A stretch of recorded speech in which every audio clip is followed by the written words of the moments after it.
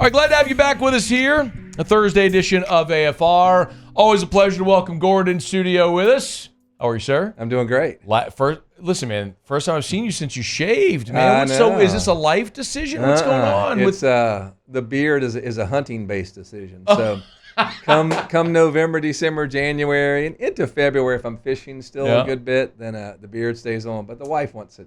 Yeah. And so does Alex and the rest of the team for commercials.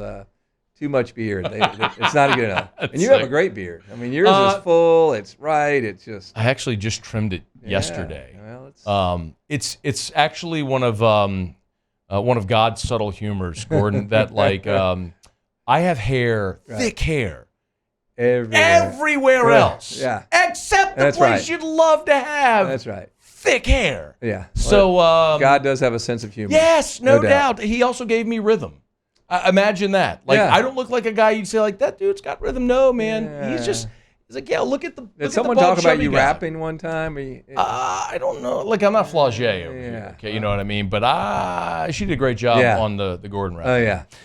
We're gonna have Dara and Carly come in studio with us next segment. Talk about a cool thing that Gordon and his team have coming up, and one of the partnerships you have. But I wanted to start just to pick your brain a little on NIL and where LSU is, because obviously you've been the guy who was actually at the forefront of it. Walk me through, if you would, what feels like maybe, I don't know if it's fair to call it a pivot for you, but you just announced today you did an NIL deal with the entire gymnastics team. Right, yep. We've seen all throughout Women's History Month, you announced so many. We had Aaliyah Armstrong, LSU track and field. It feels like you're going much broader now. Yeah. And is that intentional? Yeah, it definitely was intentional. I'd been challenged, right? I have 3 daughters and I have a wife and girl dogs, and there are lots of girls and women in my life. And I've had the good fortune to get to know Dee Dee Bro, and obviously I have a relationship with Kim Mulkey, and just a lot of great women, strong women. And just thinking through that, I said, well, what could I do to give back or to bring some attention and spotlight to women's sports, non-revenue generating sports at LSU? And just started thinking through that, and said, why not go ahead and sign a bunch of ladies, right, and put a spotlight on their talents, their sacrifices, just as much as the men sacrifice, and oftentimes they do it in obscurity, and people don't know about it. And this was just a way to try to bring some attention to it. That's really all it was. And then, as with anything I do, I think it starts out real small, and then just grows and grows and gets bigger and bigger, and I lose control of it. My marketing team's like, really? Like we don't have enough to do. Well, one of the really cool things, so Dara Haydad will be in studio with us in the next segment. Yeah. She's the Tiger Girls champion. Of course, they won the national championship, went super viral. Yeah. You had already done the NIL deal with Dara before they went viral. So sometimes you kind of get lucky too. It's better to be lucky than good, right? And that was right. That was just good providence, God blessing us, and had already done that. And there you go. Then they win it, and all this falls into our place. Do you find, and you've been kind with your time as we've talked about the approach that you've taken with LSU and their collective, and I noticed you did a deal with a couple of Southeastern student athletes, softball players. So this isn't just a narrow just LSU component, but with LSU, you've been at this for 2.5 years now. Yeah, somewhere in there. Yep. Especially, let's say, in the last 6 months when it feels like LSU's collective has really started to get organized and focused. What changes have you noticed? Is that a fair assessment that we've seen the collective start to maybe zero in a little bit? Oh, yeah. And some of that's the NCAAs having their powers curtailed a little bit, right? And so the collective's able to flex a little bit more. And at the same time, they've just learned. They've gotten better. They've learned how to fundraise better. You've had people more willing to donate and give to it. And I think they're understanding how to deploy the assets better and how to reach the donors. And there's just more cohesion and more efficiency throughout the whole thing. So it's I've seen it just blossom. And it's blossomed a lot over the last year. Carlos and the rest of them are doing a great job, and I'm just glad to be a part of it. What do you think? Do you intend to continue certainly in some capacity or current capacity with NIL deals? Oh yeah. I support the collective. I write checks to that, right, because it needs help. And then these individual NIL deals, we'll most certainly keep doing it. To whatever degree you want to add any definition to that, can you explain kind of how that breakdown works? contributing to the collective and then doing deals. So the deals you do with the student athletes, right. You're doing that on your own individually? On my own individually. We probably, with the gymnastics team, we probably have 40 to 50 athletes under contract right now in all the various sports, largely women right now. Plus we have 5 or 6 baseball players, LSU baseball players, a few at some other schools. But yeah, I have 3 or 4 people now, not full-time in my company, but spend a good amount of time working with all of this to do it. So yeah, we continue to do it. We continue to try to partner with as many interesting stories on and off the field, and that's largely what I look for. Are you a great performer on the field, or do you have a really interesting story off the field? Yeah. And if it's one of those two, then I tend to gravitate towards those. Remember you told me, and Gordon McKernan's in studio with us, you told me the last time you were here, and I thought it was really interesting, when you were having conversations with people in the collective, I think at Texas, if I remember correctly, and that a lot of people at various collectives around the country are actually, it's a pretty free-flowing sharing of information, right? Much more so than you'd believe. Yeah, it is. And you start to learn who they are at the different schools, and you talk some. Now, there's some poker being played, right? They don't want to really tell you how much, but you can, through enough conversations, understand that, oh yeah, Texas is way up there. I mean, they'll give you the range that they're spending, and it's significant, and there is. I mean, we'll talk and we'll kid each other. Oh, you got that guy. We got this guy. It's kind of fun to do that. But yeah, it's a little small fraternity. Where I think, as we discussed, there was like the top maybe 12, 18 schools, and then you have like another tier of 30 maybe, if I remember. And then it's like everyone else trying to figure out. Yeah. And that LSU is kind of in that next tier. Do you feel that gap is closing? Is LSU ascending in that tier? I think LSU is competing now. I think we're in the top 10 schools now in the country. Yeah, we're competing, and we're smart, and we don't have to spend as much as a lot of these other schools. And that's some of the schools I talk with. To attract someone to Ole Miss, Oxford, great place, love it, but it's not the easiest place, right? Or Texas, even though they got all the money, they haven't been successful, right? Okay. And then put the people in the pros that we have. So it's an easier buy-in for a family to come here, and sometimes we can get a discount on that because of that.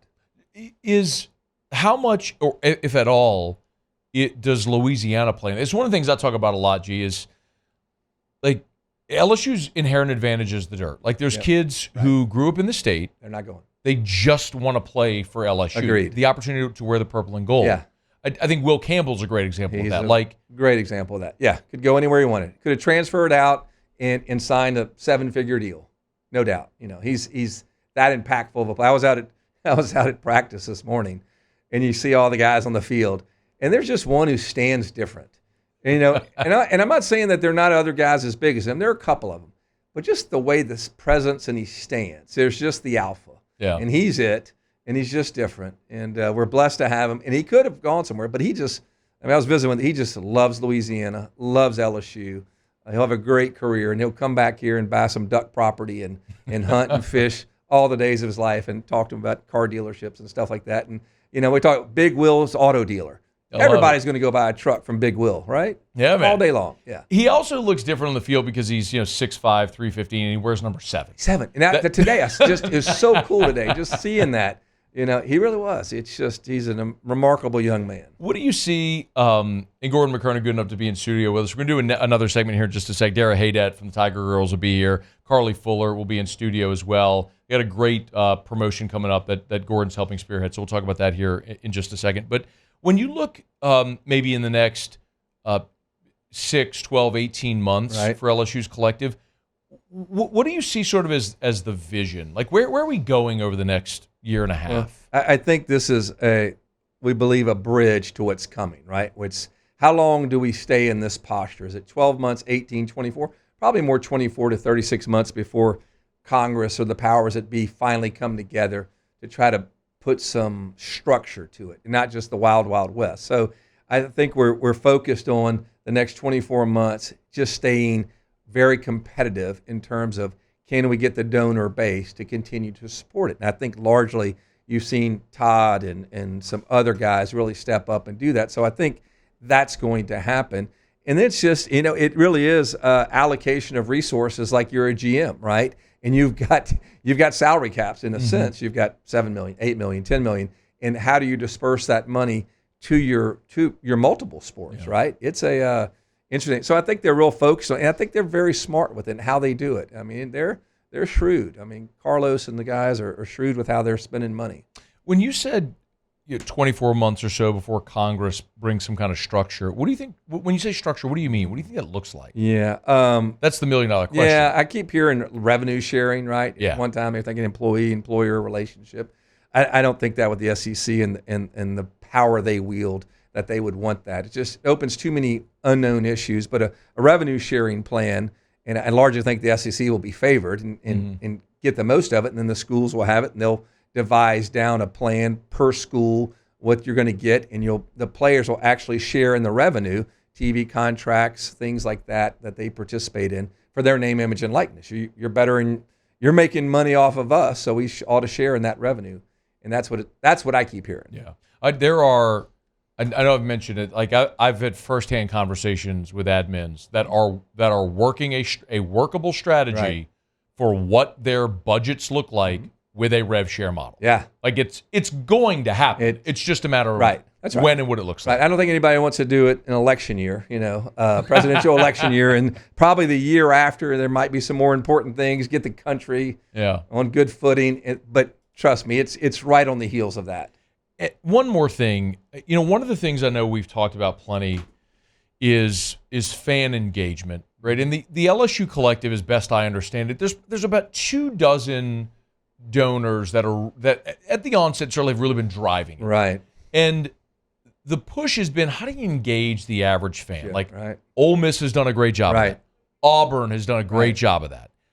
How does LSU, a fan listening, watching right now goes, I hear you, but I can't give $10,000, $100,000. Right. Like what do I do? Yeah, I do think that they have been working on that. And I think they were supposed to have rolled something out, just kind of got delayed. I think that's still the mindset. I don't know if presently they're looking to try to get the 50 to 250 to 500. I don't think that. At first, I think they want to figure out how to get the 25,000 to 2,500 fan who wants to give, and they're working on that with some technology and a platform to roll that out. I haven't asked recently about that where it is, but I do know that the 24 donor base or whatever has. A lot of us have doubled our donations, so to speak, to help. You think that's been a? Is it fair to say that's kind of been a necessity? Yeah. To keep pace? Without a doubt. I mean, when you see what the other schools are doing, you have to raise more revenue, right? Because we're not cutting expenses. Expenses are only going up on what these kids are demanding, so to speak. So do you think I said last thing? But when we talk about this, I always have a million questions because it's fascinating. Right, I mean, it's an unavoidable part of the success of major college athletics now. Do you see with respect to the money that someone like yourself or any donor might give, is it a displacement of funds? Another way to say it, like, you understand what I'm saying? Like, if you have $100,000 to give and it was all going, say, to TAF, are you splitting it now? No. Or is it new dollars? No, it's new dollars. And that's my understanding. I know TAF was worried about that a great deal, and they should be. Of course. But you need both. Yeah. You can't build the buildings without the product on the field or on the court, right? And you have to have both. And I think there's enough synergy now that everybody understands that. So for me, new dollars. I know for Todd and some other ones, new dollars. These are just new contributions. Yeah. Yeah. It's a fascinating time, man. Gordon McKernan certainly has been at the forefront of LSU's collective and NIL opportunities, and always doing great stuff with student athletes. And there's another really cool thing coming up, which we're going to tell you about when we come back. So let me knock on a quick break. G's going to stay here. We're going to welcome a couple more guests in here to tell you about a great way that they're continuing to positively benefit the community through NIL opportunities as well. That's coming up. Stay with us here. It's AFR. AFR.